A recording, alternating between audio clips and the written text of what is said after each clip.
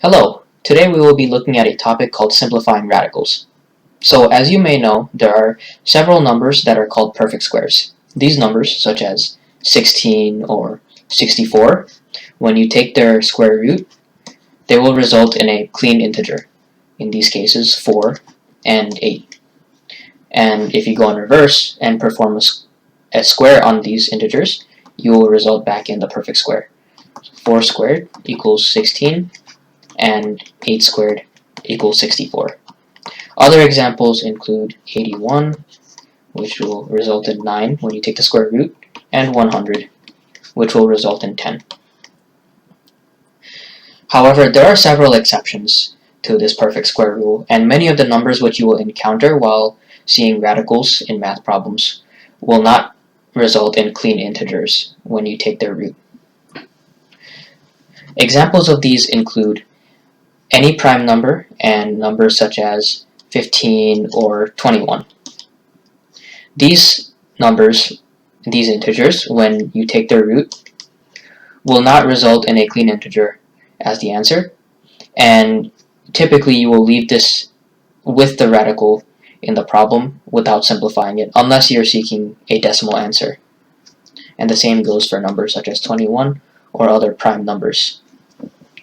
However, there is a third category that we want to focus on, which is radicals that can be simplified, but they are not perfect squares. One example is the root 75. This is not a perfect square, as when you take the radical by itself, it will not result in a perfect integer. However, we can still simplify this problem by taking 75 and splitting it into a product of two numbers, like this.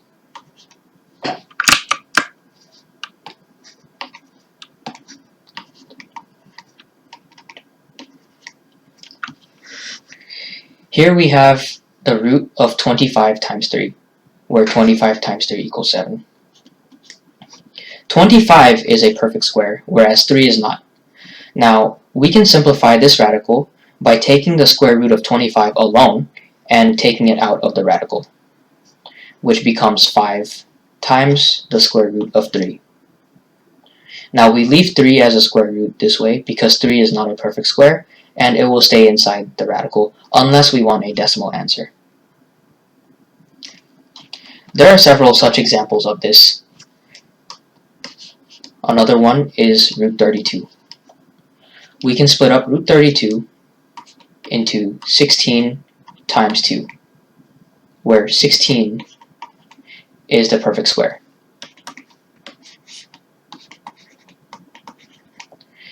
After splitting it up, we can then take the root of 16 and write 4 times the square root of 2, because 2 is not a perfect square.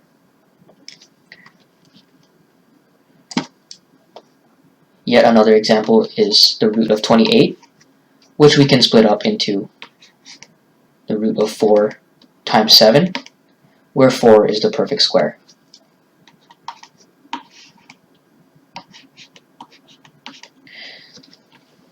There are many more examples of simplifying radicals, but the basic premise is always the same.